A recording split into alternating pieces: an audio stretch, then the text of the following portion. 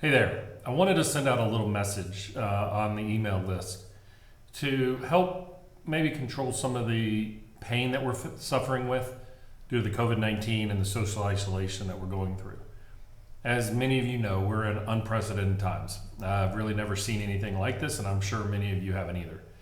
We as an American community and people who are on my email list from around the world know that there have been national tragedies before, there have been national disasters, there's been war.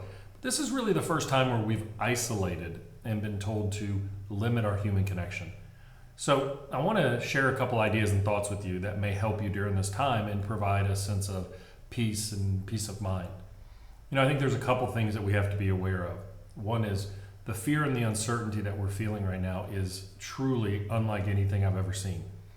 And it's legitimate. How can you not watch the news and watch the growing exposure of the COVID-19 virus and not be fearful of where it's going to go? We know logically and rationally that this virus is going to slow down. That's just based on other viruses we've had in the past. But we actually don't know that out of certainty. We're making assumptions and generalizations. Every indicator says it will slow down. But what happens if it doesn't? And that's where the mind goes. We watch the fear and the isolation that's going on in Italy, and we see the number of deaths that are coming out of China over the last month or so, and it's truly scary. When you're standing in a place and you're working, and all of a sudden your work has been restricted, and people are working from home, and you drive in the morning and there's no traffic. It's eerie. And so the mind takes that uncertainty and starts telling and weaving stories, and it's rarely going to weave a story that has a positive outcome. It's going to weave a story that's going to prepare you for the Armageddon, almost, really.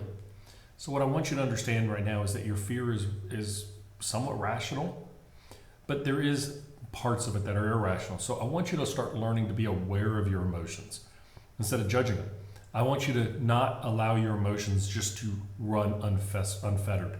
Instead, I want you to turn towards them. And instead of judging negative thoughts and fears that you have, learn to understand what triggers your fear. And then more importantly, how we can pull ourselves out of that deep hole that we get into when our mind runs without checking. What is important in this period is to evaluate and to look at the true facts. There are great resources online. You can look them up. The Johns Hopkins surveillance website is brilliant, but it is scary because you see those circles getting bigger and bigger and the numbers getting larger. But I believe there will be a point where we start seeing a slowdown in this virus, and I believe it's coming soon as more treatments and testing slows down. And what I mean by testing slowing down is with the delays in testing, and now we're testing a lot of people who've been suffering or sick for a while. So we're getting a burst of information coming out and a ton of positives. I want you to understand as you look at that your fear is going to tell you that it's getting worse and worse. But I also want you to know how to manage the fear with your young in the house.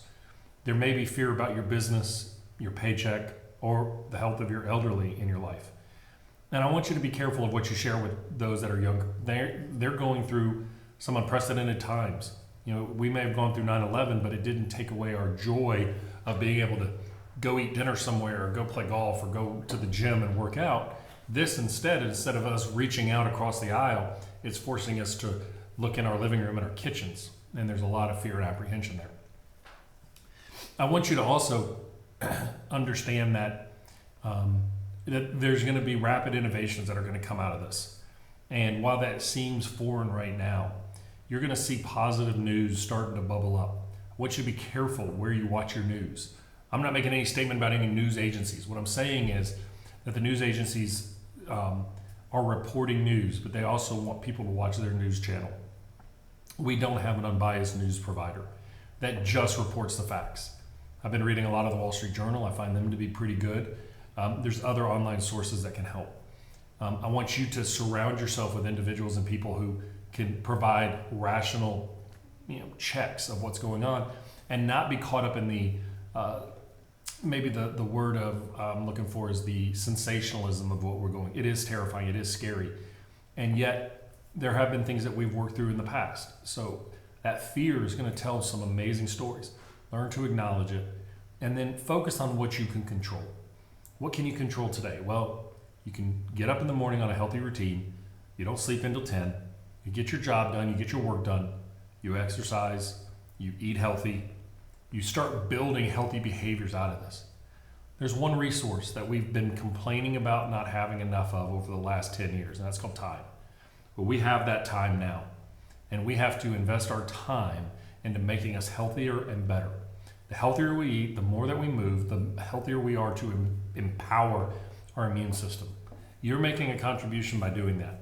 Don't feel powerless. You know, if you're worried about your season, you're worried about your game, your training, those are legitimate. Take this time. I've got a coronavirus opportunity worksheet that'll allow you to make a deep dive into what you were doing and then how we can rebuild going forward. It's a very exciting opportunity to me. The mindset isn't changing. We are still pressing forward. Where I'm still seeing clients. If you have things that you need, that you want to be seen, call. We are open. We're just going to do everything by remote for the next week or so. And then we'll see after that. I want you to understand that we're also building, we're using this time to build out our Catalyst school, which based on requests after our webinar the other night, coaches, administrators, people who are Catalyst brothers are begging for wonderful information. And we've got it. So we're going to be filming here real shortly, and we're going to be releasing that soon with webinars and access. There's a lot of tremendous free resources out there. Let's make sure we tap into those. Let's create and craft the resilience, the rebound, and the reemergence of us, athletically, emotionally, spiritually, and personally. Let's create more success. Let's reach out to people, write letters to each other. Let's go back to the old way. Write thank you notes to people who have impacted you. Reach out to our elderly and make sure that they're okay. What a scary time for them. So let's reach out and let's start building positivity, growth, development. I'm not asking you to be naive. What I am asking you to be is inspired and motivated and not feeling powerless. Thank you for so much for being a part of my life and sharing the stories and the messages that you guys send me. Keep it up. If there's anything that I can do or any information that you want from me, please let me know. If you want to schedule an appointment and do it remotely and you want to get information on that the coronavirus opportunity worksheet, let me know and I'll be happy to send it to you as well. If you want information on the Catalyst School, go to thecatalyst.school.com. And if you want information on all of the podcasts that we're releasing from the coaching series, it's at thecatalyst.school.com/podcast-series. And there'll be unbelievable amount of videos that are coming up that allow you to do a deep dive. We might as well get smarter, more inspired, and more engaged and connected than ever before during this time. So thank you so much, and I look forward to hearing from you soon.